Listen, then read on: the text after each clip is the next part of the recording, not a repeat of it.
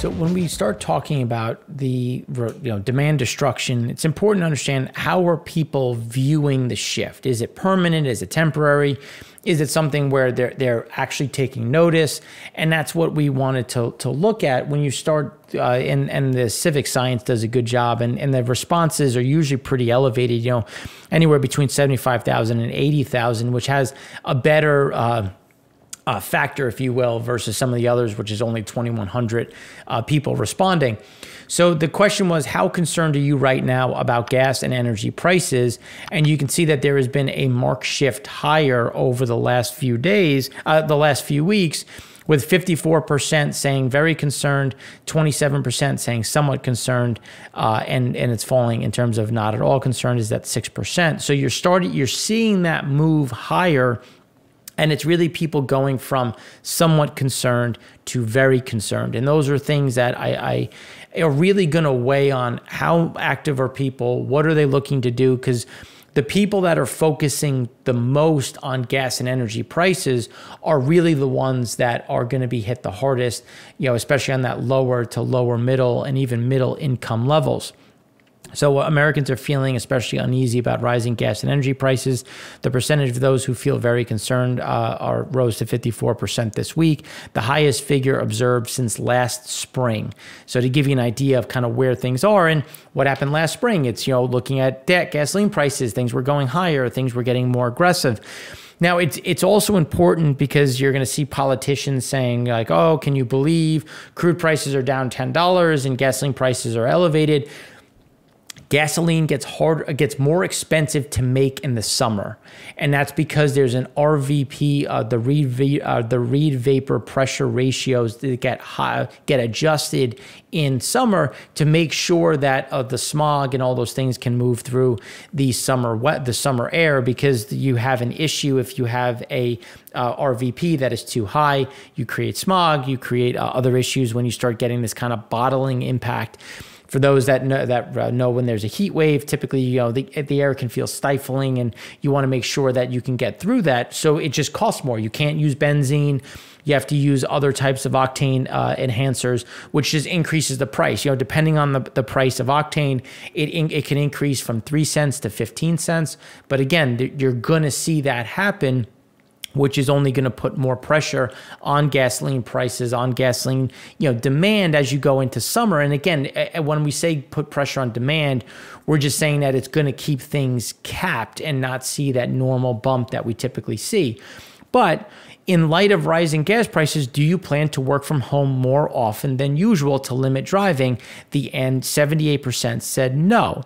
So it's important to look at, well, some people are already working from home because of COVID, because of restrictions, because you've seen a bigger adoption. And some said yes, but again, we don't see this as a big driver to work from home, but you are seeing a bigger composite of people working from home because of it in Europe. So that is where we are seeing some of that shift. Now, just to look at national gasoline prices, just because it's important to see where we sit in real time.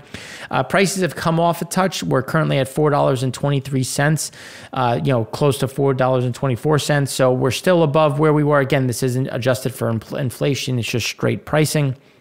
We still remain above where we were in 2008, just to give you an idea of how elevated we are. Now, when we look at diesel prices, there's been a much bigger shift. We're still at over $5 at $5.04. It's still off the highs from $5.13. But again, you're still seeing just how high we are. And this is what bites the most when you look at the supply chain and where some of those underlying costs are going to come through.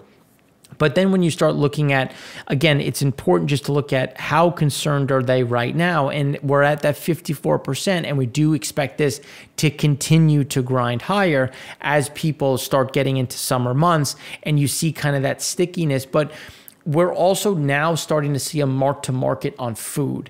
And now, not to say that food wasn't already expensive, but now you're starting to see a bigger shift. And as dollars, when everyone has a budget, or you hope people have a budget, as that budget gets stretched and there's more competition for things like food and not only just energy, but all other types of products, that's when you'll start to see that, okay, well, maybe we really can't drive to Virginia Beach or Rehoboth Beach or Bethany. Instead, we'll stay local. Maybe if we can, we'll go to the Jersey Shore. Again, speaking from New York, in terms of shortening some of those drives, still go on vacation, still go do something, but just, again, shortening, how much you're driving, where you're driving to try to preserve that price. So then how concerned are you right now about inflation in the U.S.? And 57% are very concerned, 34% are somewhat concerned. So most people it's on their radar. And as we get, again, that pivot back up, when you start looking at how stretched the supply chain remains, this is going to become a much bigger issue. And then how concerned are you right now about the supply chain in the U.S.? You can see that the very concerned is at 37%, somewhat concerned is at 47%. And we do expect that to go higher for the very concerned as we have a continuous issue in the market, as we've been talking about, and we'll discuss in the Econ show on a lot of those leading indicators. So now when we look at the U.S. product supply, on a week-over-week basis, we went from 14.504 million to 15.229. That was driven by distillate and jet fuel. That has now pulled the average back up, but you can see that the average, we're still below that 15 million because we're just kind of bumping along. We're still at that depressed level versus the other years, 2017, 2018, 2019, and even 2020. Obviously, we had the rollover because of lockdowns.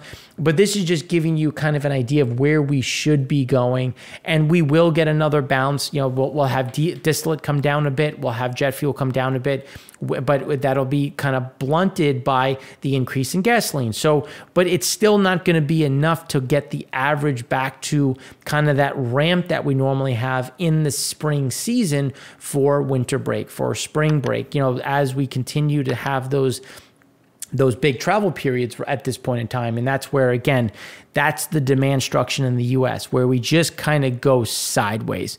And that's where we continue to see some of these different shortfalls. So when we look at distillate here, you can see distillate fell by 2.07 million barrels. That's 24.2 million below the 5-year average. And again, PADD 1 is the one that has the steepest drop against the 5-year of 16.4 million. That's where we continue to see it, is really in PADD 1 with a drop of 3 million within that region. PADD 3 had an increase of 1.29 million. That's where they're going to be having that balancing act. But the weather did get a bit colder in the Northeast, so we will have some of that perpetual demand, which will, again, kind of typically, depending on how warm things get, how cold things get, that'll, again, adjust how much heating demand we're going to have. If you remember, we were saying that things were going to be a bit warmer, so we should see a little bit less demand. Things have now pivoted a bit colder, so we will have some of that excess demand, which is going to keep PADD 1 with some of those draws. But again, it's just a matter of when do you get those refills, and that's where, here you can see that people had those refills ahead of some of this cooling. Imports dropped 48,000 barrels a day. PADD 1 was the driver of it with a drop of 85,000 barrels. That's PADD 1. That's where Russian diesel was coming through. So again, we should see that stay fairly normal versus the 5-year. While PADD 5, you can see, had an increase of 43,000 barrels a day. That's going to stay a bit lumpy, but we should see that continue to come down. You can see just in terms of the pace of draws, it still remains consistent against the 29-year average. But again, we're still at a very different level versus that 29-year average, which is leading to those shortages, which we don't see changing. Here you can see that, as we were saying last week, we thought that the demand drop was too much. We actually thought it should have been a bit higher. We did expect to see, because it is very volatile, but we didn't expect it to come down that low. So here you had kind of that outsized makeup. Now we expect it to stay, again, within that cloud and move a bit closer to the 5-year average. Trucking demand has slowed a bit. Here it's sitting at 149. looking at freight waves, looking at some of these other pieces, costs have come up too much almost, and that's where you're starting to see some pullback.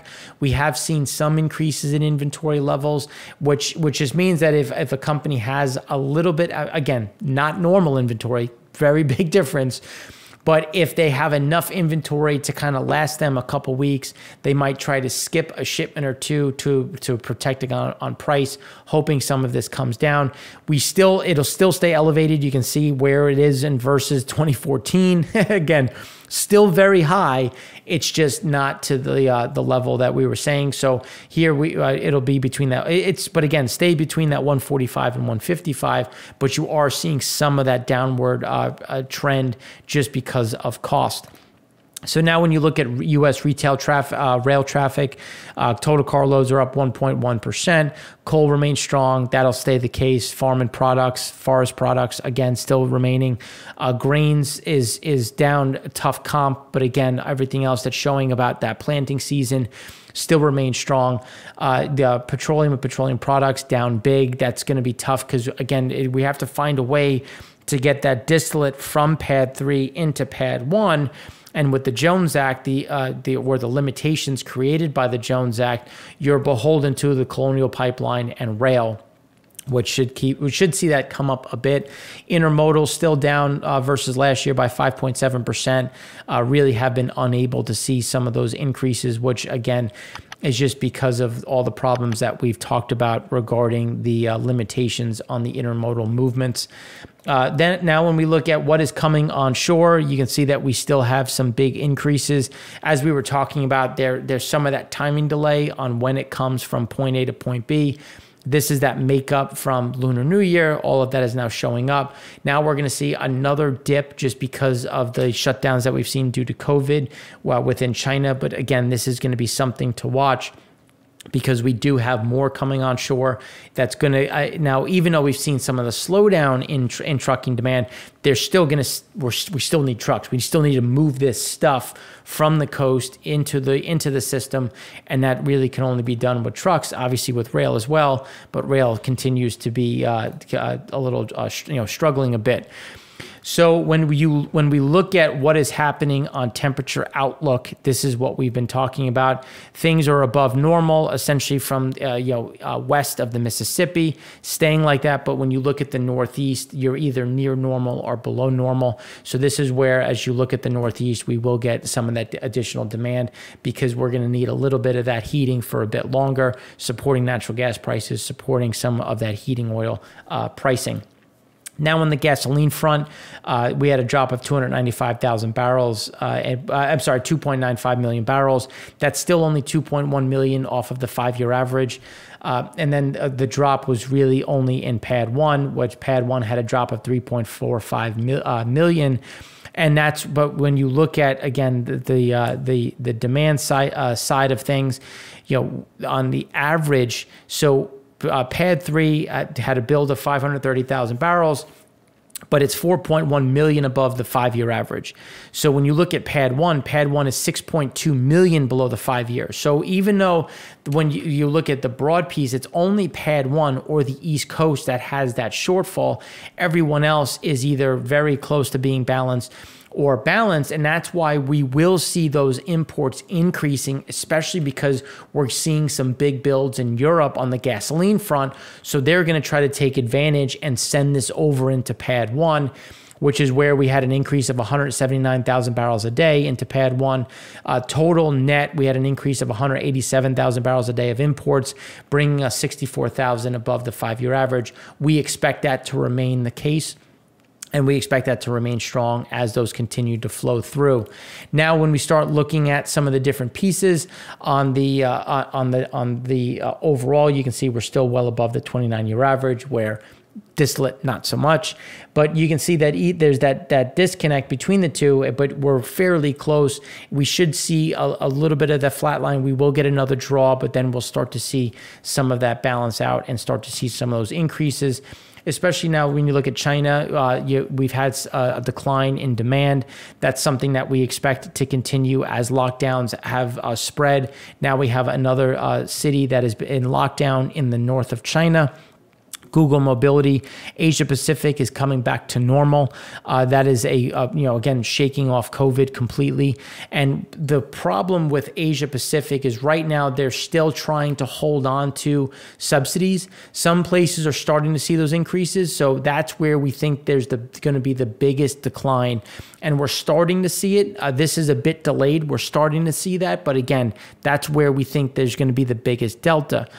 Americas has flatlined. Europe has started to roll over. That's something where we expect Europe to continue to roll and Asia Pacific to kind of go as well. And you're starting to see that in the Apple data where Europe is starting to see that pivot down, and we expect that to be the case. Now on the U.S. gasoline side, looking at Gas Buddy, U.S. gasoline demand rose 3.3% from the prior week and was 4.8% above the 4-week rolling average. Now, we expect this to top out and actually come down a tiny bit, maybe a 0.5% to 1%, but again, still stay at this elevated level just because this is travel season, where this is spring break, closer to spring break at this point. So this is spring break for some states, which again is going to keep some of that flowing. This is looking backwards a bit, just looking at where some of the demand, the pricing is. You can see $4.24, $5. It's still down. When you look at gasoline prices, they're down just over 7 cents. When you look at diesel prices, down just over 11 cents. But we do see that shifting higher a bit. When we look at blending components in general, you can see blending components had a draw of 4.17 million barrels, but it's still 2.7 million above the 5-year average. And that's something that we expected to just kind of stay right in line with the 5-year. Production, and this is where we're seeing some of the shifts. Production of gasoline in the U.S. was down 3%, but when you look at production of disti, it was flat to slightly up, and that's again just trying to target more of the disti pool versus the gasoline pool. So then when we start looking at demand, here you can see that we had a dip, that's something similar to what we saw in 2021. We do expect that to now bounce and have a bigger bounce back to the highs. And where we're looking is to come into right at those, the low end of the 2019 level, because in 2019 you had the pop and then the fade. So I think we come into right where that fade is and getting a bit closer to normal. And then back to what we were talking about versus 20 in the first segment. We expect to see this, again, looking at 2009, which is really that recession year. You had just demand going flat, and you didn't see the normal bump that we normally see in the summer months. And so this is something that, just kind of looking at what we're expecting to see some of that again remain on the low end, and demand destruction coming in the way of just not seeing the normal seasonal bump. So here, when we start looking at U.S., parks are going up. Obviously, not nicer weather. People go out more. Workplace, transit stations still at the low. Workplace is still 20% off normal, as people still remain on a work from home level. Grocery, retail, recreation, all of those things, again, still staying below normal as more people are staying home and traveling to parks and whatnot. Now, Apple mobility trends, as we've been saying, some of it is starting to dip in Europe. That is something that we expect to continue. You can see that Germany, the UK coming in at the low end. We do expect that to remain and accelerate and start to accelerate as people try to protect against those elevated prices. Propane, small build of 260,000 barrels. That's still 11 million below the 5-year average, but now we're right in where we were in 2018. So still very low, still supportive of pricing. But even though we're technically in a storage level that's equivalent to 2018, we're still below on days of supply because underlying demand is still higher into petchem, into the exporting markets, keeping days of supply capped. Now, when we look at Jet had a drop of 2.41 million. That's 4.4 million below the 5-year average. But when you look at demand, we had kind of that snapback as we did get that increase in flying for the spring breaks. Now that'll start to come back down and stay between that 1.4, 1.5 level. And this just gives us the confidence that it will, is looking at those TSA passengers.